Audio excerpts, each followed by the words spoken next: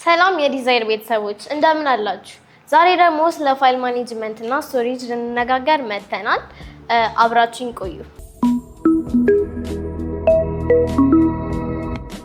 ስለዚህ ፋይል ምንድነው ስንል ፋይል ማለት አንድ ፒስ ኦፍ ዴታ ሊባል ይችላል። ያ ማለት ለምሳሌ እንደ ወረቀት አስቡት። አንድ ልሙጥ ወረቀት ካለ እና እዛ ላይ የተጻፈ ጽሁፍ ካለ እሱ ብቻውን ፋይል ሊሆን ይችላል።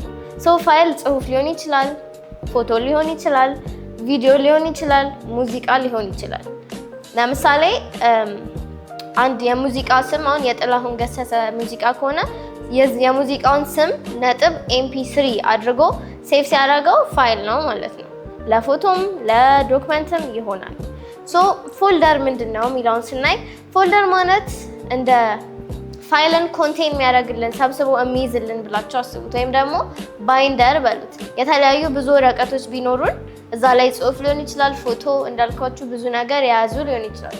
እነሱን ሰብስበን አንድ ፎልደር ውስጥ ስናስቀምጠው እንደ ባይንደር ምን ይባላል? ፎልደር ይባላል። ፎልደር ምንድነው ጥቅሙ? ፋይሎቻችን እንዳይዘበራረቁ እንዳናጣቸው አለ አይደል? ጊዜ እንዳይወስዱብን ስንፈልግ ሁሉንም ያስፈልጉ አንድ አይነት የሆኑ ሊሆን ይችላል ፋይሎች ሰብስበን አንድ ፎልደር ውስጥ እንከተዋለን። ስለዚህ ያን ነገር አሁን የትምህርት ከሆነ ስለ ትምህርት ማትስ፣ ሳይንስ፣ እንግሊሽ ምናምን ሊሆን ይችላል መጽሐፎቻችንን ከሚጠፉብን አንድ ላይ ይዘን ስኩል የሚል ፎልደር ላይ ብናስቀምጠው ይቀልልናል ማለት ነው። ስለዚህ እንዴት ነው ፎልደር ሜክ የምናደርገው? ደግሞ ፎልደርን እንዴት ነው የምንከፍተው ስትሉ በመጀመሪያ ማውዛችሁን ትጠቀማላችሁ። ከፊት የምታዩት ስክሪን አለ አይደል? ዴስክቶፓችሁን ስከፍቱ እሱ ላይ ሄዳችሁ ራይት ክሊክን ወይም ደግሞ የቀኝ በተኗን ስትጫኑ ሜኑ ያመጣልናል። ያ ማለት ይሄን ለማድረግ የሚል የተለያየ ይመጣልናል። እዛ ላይ ማን አለ? ኒው ሚል አለ። ኒው ሚላውን ስትነኩት ከጎኑ አናዘር ሜኑ ይከፍትልንና ፎልደር የሚል አለ። ፎልደርን ትነኳታላችሁ። ስትነኳት ስክሪናችን ላይ ኦልሬዲ ፎልደር ፈጠራችሁ ማለት ነው። ግን ባዶ ፎልደር ነው። እዛ ውስጥ የፈለጋችሁትን መክተት የምትችሉት እናንተ ናችሁ። ከዛ ደግሞ ልክ ፎልደሩን እንደፈጠራችሁት ስም ማስገባት አለባችሁ። ያ ማለት የፎልደሩ ስም ማን ይባል? እንዴት ነው? እዛ ፎልደር ውስጥ የምከቱት ፋይሎች አሉ አይደለ? እነሱን የሚገልጽ ስም ቢሆን በጣም ተመራጭ ነው። አለበለዚያ ስቲል ፎልደር ኖራችሁ ይጠፋባችኋል። ምን እንዳለ ስለማታውቁ እየከፈታችሁ ቼክ እያደረጋችሁ ነው የሚሆነው። ስለዚህ ለምሳሌ ስለ ትምህርት ከሆነ እና የተለያዩ ሳብጀክቶች መጽሐፍ ካላችሁ እነሱን ሰብስባችሁ አንድ ፎልደር ውስጥ ስኩል በሚል ስም ትሰጡትና እዛ ውስጥ ብታስቀምጡ ሁሌ ስታዩት ስኩል እንደሆነ ታውቃላችሁ። ያው ስታስቡት መጽሐፍ ነው ፕሮባብሊ የሚይዘው የሚለውን ስለምታውቁ እሱን ስከፍቱ ታገኙታላችሁ ማለት ነው። እሺ፣ በመቀጠል ደግሞ ክሬቲንግ ኤንድ ሴቪንግ ፋይልስ የሚለውን ስናይ ብዙ ጊዜ ብዙ ሰው ግራ ያጋባል ብዬ የማስበው ነገር ነው። ምንድነው ሴቭ እና ሴቫስ? አስተውላችሁ ታውቃላችሁ? ምንድነው ልዩነቱ እንላለን ብዙ ጊዜ ራይት። ሴቭ ማለት አንድ ፋይል አሁን ጽሁፍ ከሆነ እዛ ላይ ጻፈን ምናምን ከዛ ሴቭ ሳናረገው ከጠፋብን አክቹአሊ ያው ላይ የጻፍነው ነገር ጠፋ ማለት ነው። ስለዚህ ግዴታ ሴቭ ማድረግ እንዳለብን ታውቃላችሁ። ስለዚህ ኦሪጂናል ሴቭ ያደረግነው አለ አይደለ? ኤዲት ካደረግን በኋላ አዲሱን ሴቭ ማድረግ ስንፈልግ ሴቭ የምትለዋን ስንነካ ኦሪጂናሉን ያጠፋውና አዲሱን በሱ ቦታ ይተካዋል ማለት ነው። ስለዚህ ሁለቱንም አናገኝም፣ አዲሱን ብቻ ነው የምናገኘው ማለት ኤዲት የተደረገበት። ሴቭ ስትሉ ሴቫስን ከሆነ ደግሞ የነካችሁት ኦሪጂናሊ መጀመሪያ የጻፋችሁት ሴቭ ያደረጋችሁት አለ አይደለ? እሱን እንዳለ ሆኖ አናዘር ኮፒ ነው የሚሰጠን ማለት ነው። ይሄኛው ኮፒ ደግሞ ኤዲት የተደረገበት። ስለዚህ አሁን ለምሳሌ ኦሪጂናሉንም ፈልገዋለሁ ምናምን የምትሉት ፋይል ከሆነ ሴቫስ ብትሉ ይመረጣል። ምክንያቱም ሁለቱንም ያስቀምጥላችኋል። ያኛውም አለ ይሄ አዲሱም አለ ማለት ነው። ከዛ ደግሞ ሎኬሽን መምረጥ አለብን። ሎኬሽን መምረጥ ብዙ ጊዜ ሴቭ ስትሉት አስተውላችሁ ከሆነ ከጎኑ ያመጣልናል። ዴስክቶፕ፣ ዳውንሎድስ፣ ዶክመንት እያለ የመሳሰሉትን ያመጣልናል። ያ የሚገርማችሁ ነገር ቦታ እንድትመርጡ እየነገራችሁ የፈለጋችሁ ቦታ ለማስቀመጥ እናንተ የምታገኙበት ግራ ማጋባችሁ ነው። ዴስክቶፕን ከመረጣችሁ ፊት ለፊት ኮምፒውተራችሁን ላይ ስትከፍቱ ከፊት የሚመጣው አለ እዛ ላይ ቁጭ ብሎ ታገኙታላችሁ። ዳውንሎድ ከሆነ ደግሞ ዳውንሎድ ያደረጋችሁት ፋይል ውስጥ ገብታችሁ ዳውንሎድ የሚለውን ስናችሁ እዛ ውስጥ ታገኙታላችሁ። ልክ እንደዛ ሌሎችም ላይ ማስገባት ትችላላችሁ። እና እዚህ ጋር አንድ ልነግራችሁ የምፈልገው ነገር ፋይላችሁን ሴቭ ስታደርጉ ሁሉ ጊዜም በጣም ክሊል የሆነ ስም ለመስጠት ሞክሩ። ምክንያቱም ሴቭ ወይም ሴቫስን ብትሉት ከታች ስም አስገቡ ማን ይባል ይሄ ፋይል ብሎ ይነግራችኋል፣ ይጠይቃችኋል አይደለ? ኮምፒውተራችን። ስለዚህ በጣም ግልጽ የሆነ የምታውቁትን ስታዩት ነው እንደሚገባችሁን ስም ብታደርጉ በጣም ተመራጭ ነው የሚሆነው። ሌላኛው ደግሞ ሙቪንግ ሪኔሚንግ ኤንድ ዲሊቲንግ የሚለው ነገር እኔ አንዴ ለፋይላችሁ ስም ሰጣችሁት የሆነ ስም ሰጣችሁት እና አረ ይሄ ስም ግራ ያጋባል ወይም ደግሞ ልረሳው እችላለሁ ኦር ደስ አይልም ብላችሁ መቀየር ልትፈልጉ ትችላላችሁ። ኮምፒውተራችን አክቹዋሊ ስሙን መቀየር እንድንችል ይፈቅድልናል። ያ ማለት እዛው ስም የጻፍንበት ቦታ ላይ ስንነካው ወይም ደግሞ እዛ ፋይል ጋር ሄደን ራይት ክሊክን ስንነካው ሪኔም የሚል ነገር ይመጣልናል። ከሜኑዎቹ ቅድም ካልኳችሁ ሜኑዎች ውስጥ ከተለያዩ አማራጮች ውስጥ ሪኔም ይላል። ሪኔምን ስትነኩት እንደ አዲስ ስሙን አጥፍታችሁ አናዘር ኔም መስጠት እንድትችሉ ይፈቅድላችኋል ማለት ነው። ሌላኛው ደግሞ ሙቭ ማድረግ ነው። ሙቭ ማድረግ ማለት ኮምፒውተራችን ላይ ሴቭ ያደረግነውን ፋይሎች ከአንድ ቦታ ወደ አንድ ቦታ ማንቀሳቀስ እንችላለን። ቤዚካሊ አሁን ይሄን እቃ ከዚህ ወደዚህ ላስቀምጥ ካልኩ እንደዛ እንደማለት ነው። ገባችሁ? ስለዚህ እንዴት ነው የሚሆነው?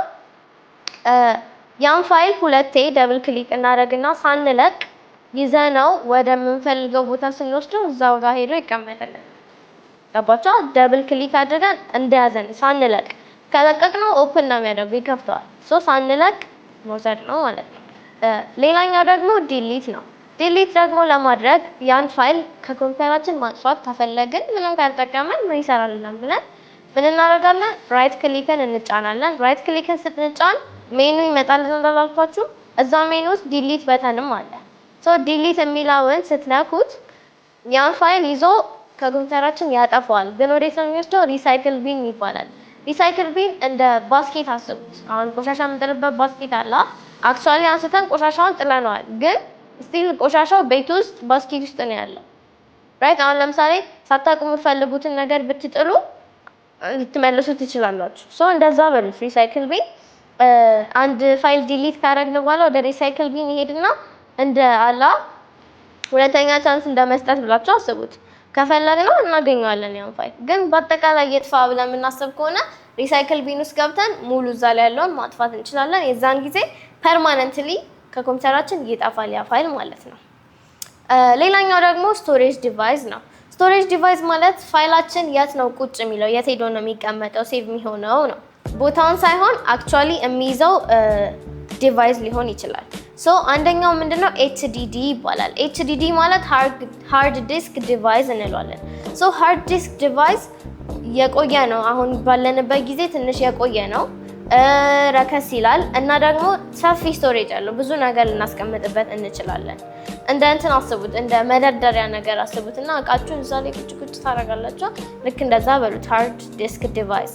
ሌላኛው ደግሞ ኤስኤስዲ ይባላል። ኤስኤስዲ ሶሊድ ስቴት ድራይቭ ሲባል አዲስ ነው፣ ጊዜው አንፃር ማለት ነው። ፈጣን ነው እና ደግሞ የሚንቀሳቀስ ፓርቶች የሉትም። ለምሳሌ ይሄ ዘመናዊ የሆነ ሎከር ካላችሁ እንደዛ ብላችሁ አስቡት። ያኛው መደርደሪያችሁ ሃርድ ዲስክ ነው፣ ኤስኤስዲ ሲሆን ደግሞ ዘመናዊው ነው በሚለው ይታሰብ። እሺ፣ ሌላኛው ደግሞ ዩኤስቢ ኤንድ ሜሞሪ ካርድ የምንለው ነው። ዩኤስቢ ማለት ፍላሽ ነው። ብዙ ጊዜ እናውቀዋለን ብዬ አስባለሁ። ኮምፒውተራችን ላይ የምንሰካው ፍላሽ ማለት ነው። ትንሽ ናት፣ ተንቀሳቃሽ ናት እና አንድ ፋይል ይዘን ወደ ሌላ ቦታ መውሰድ ከፈለግን ኦር እንደ ባክአፕ እንዳይጠፋብን ኮምፒውተራችን ነገር ቢሆን በሚል እዛ ላይ ማስቀመጥ ከፈለግንም ዩኤስቢ ላይ ማስቀመጥ እንችላለን። ሌላኛው ደግሞ ክላውድ ስቶሬጅ ይባላል። ክላውድ ስቶሬጅ ማለት ኦንላይን ፋይላችንን ማስቀመጥ ነው። ያ ማለት በሌላ ኮምፒውተር ሊሆን ይችላል፣ በራሳችን የሆነ ሰው የሰው ኮምፒውተር ከፍተን ሊሆን ይችላል፣ በሰው ስልክ ሊሆን ይችላል። ፋይላችንን ቁጭ ብሎ ስናገኘው ግን ሴፍ ነው። ሌላ ሰው ያገኘዋል ማለት አይደለም። አካውንት ከፍተን ፓስወርድ አድርገን ነው። ግን አሁን ለምሳሌ በኮምፒውተራችን የሆነ ነገር ሴቭ አድርገን ክላውድ ላይ ካስቀመጥ ነው። ክላውድ ማለት በቃ ኦንላይን አየር ላይ እንደተቀመጠ አስቡት። ምንም የሆነ ቁስ አካል ላይ ሲሆን አየር ላይ ተቀምጧል ብላችሁ ልታስቡ ትችላላችሁ። የሌላ ሰው ኮምፒውተር ድንገት አሁን የኛን ብናጣው ኦር ምናምን ሄደን በዛ ሰው አካውንታችንን ከፍተን ፓስወርድ አስገብተን ፋይላችንን ሴቭ ያደረግነው እዛው ቁጭ ብሎ እናገኘዋለን። ይሄ በጣም አሪፍ የሆነ ቴክኖሎጂ ነው ብለን እንያዘው። በመቀጠል ደግሞ ፋይል ኤክስቴንሽን የሚባል ነገር አለ። ፋይል ኤክስቴንሽን ማለት ፋይላችንን አብዛኛውን ጊዜ አስተውላችሁ ከሆነ ሴቭ ስናደርገው ምንድነው ከጎኑ ነጥብ ብሎ የሆነች ትንሽ 1 3 ወይም 4 ፊደል ያለው ነገር አይታችሁ ታውቃላችሁ? ሁሉም ፋይል ላይ አለ። ሶ ያ ነው ፋይል ኤክስቴንሽን የምንለው። ምንድነው ለኮምፒውተራችን ምን አይነት ፋይል ሴቭ እንዳደረግን የሚነግረው ነው። የፋይሉን ስም ሳይሆን ለምሳሌ ጽሁፍ ከሆነ ይሄ ነገር እኮ ጽሁፍ ነው ዶክመንት ነው ብሎ ለኮምፒውተር ይነግረዋል። እንዴት ነው የሚሆነው? ለምሳሌ ፋይል ብለን ዝም ብለን ወይም ቴክስት ብለን ሴቭ ብናደርገው ቴክስት ዶት ዶክስ ብሎ ሴቭ ያደርገዋል ማለት ነው። ዶክስ የሚል ነገር ካየ ኮምፒውተራችን ይሄ ነገር ቴክስት ነው ጽሁፍ ነው ብሎ ያውቃል። ሌላኛው ደግሞ አሁን ፎቶ ከሆነ ፎቶአችንን ሴቭ ስናደርግ ዶት ጄፒጂ ብሎ ያመጣልናል።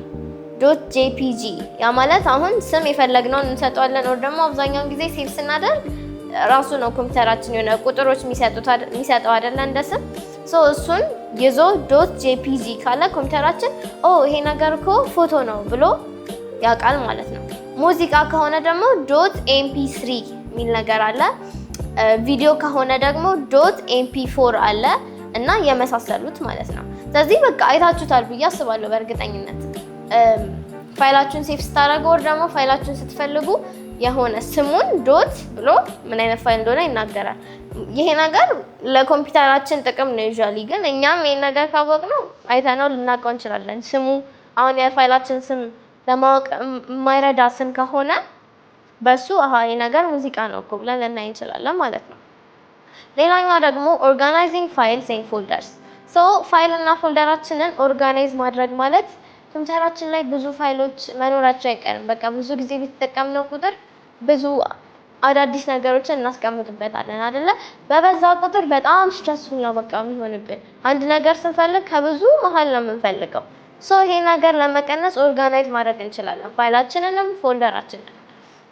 ቅድም እንዳልኳችሁ በመጀመሪያ ምንድነው የምናደርገው? ተመሳሳይ የሆኑ ፋይሎችን ይዘን ፎልደር ውስጥ እንከታቸዋለን። አንድ ፎልደር ውስጥ እንከት ብዙዎቹን እዛ ውስጥ ከተትን ምን አይነት ተመሳሳይ ቢሆኑ የተሻለ ነው። ለምሳሌ ኢቭን ፎቶ ሊሆን ይችላል። አሁን ብዙ ፎቶዎች ሴቭ አድርገን እንዳናጣቸው ሰብስበን የሆነ አንድ ፎልደር ስም ለምሳሌ ፒክቸርስ ብለን ሊሆን ይችላል፣ ፎቶስ ብለን ሊሆን ይችላል። የፈለጋችሁትን እናንተ ስም ሰጣችሁት ብታስታውሱት ቢሆን ጥሩ ነው። ሰጣችሁት እዛ ውስጥ ፎቶዎቻችሁን ብታስገቡ ሰብስቦ ያንኑ ፎቶ ቦታ ከሚይዝብን አንድ ፎልደር ውስጥ ብቻ ከተቀመጠ ይቀልልናል።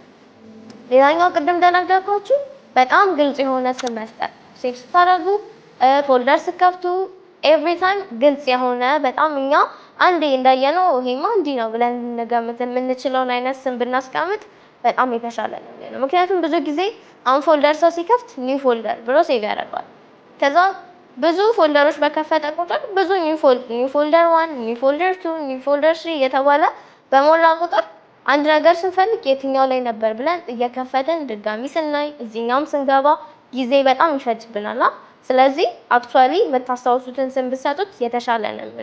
ሌላኛው ደግሞ ሰብ ፎልደርስ የሚባል ነገር።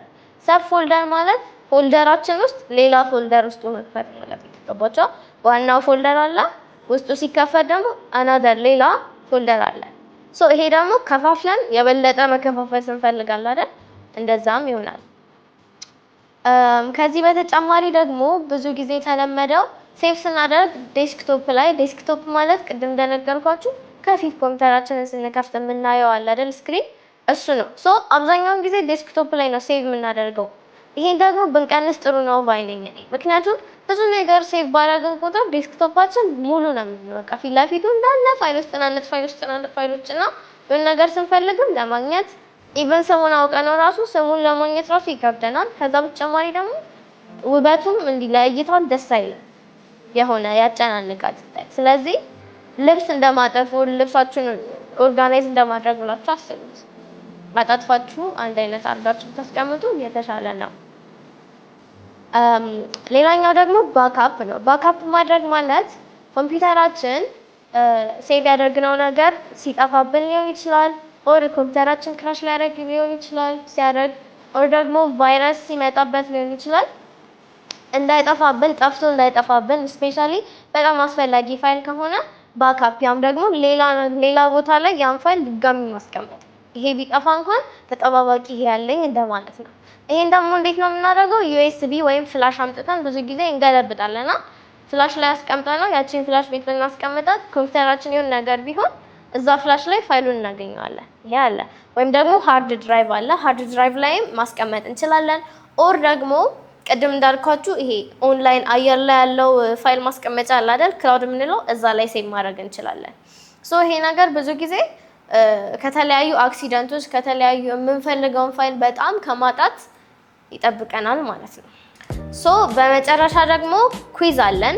ይሄም ኩዊዝ አሁን ካስተማርኳችሁ አንፃር በጣም ቀላል የሆነ ነው እና አነብላችኋለሁ። ሳነብላችሁ መልሳችሁን ኮሜንት ሴክሽን ላይ ማስቀመጥ እንዳትረሱ ግዴታ ነው።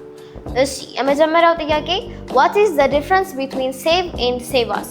አስታወሳችሁ አይደል ቅድም ስለ ሴቭ እና ስለ ሴቭ አስ ልዩነት ስናገር። ስለዚህ የተማራችሁትን ቶሎ ኮሜንት ሴክሽን ላይ መጻፍ። ሁለተኛ ደግሞ የፋይል ኤክስቴንሽን አንድ ኤግዛምፕል ስጡኝ። ፋይል ኤክስቴንሽን ምን እንደሆነ ተናግሬያለሁ። ስለዚህ አንድ ኤግዛምፕል አስቀምጡልኝ። ሶስተኛ ደግሞ HDD ነው ወይስ SSD ነው የሚፈጥነው? what is faster HDD or SSD? ምን እንደሆነ ልዩነታቸውን ተናግሬያለሁ። እሺ በመጨረሻ ወይም አራተኛው ጥያቄ ደግሞ what is cloud storage used for? cloud storage ምን እንደሆነ ታውቃላችሁ። ስለዚህ ለምንድን ነው ይሄን የምንጠቀመው የሚለውን ኮሜንት ሴክሽን ላይ አስቀምጡልኝ። ልክ እንደዚህ በሌላ ሌሰን እስከምንገናኝ ድረስ ቻው።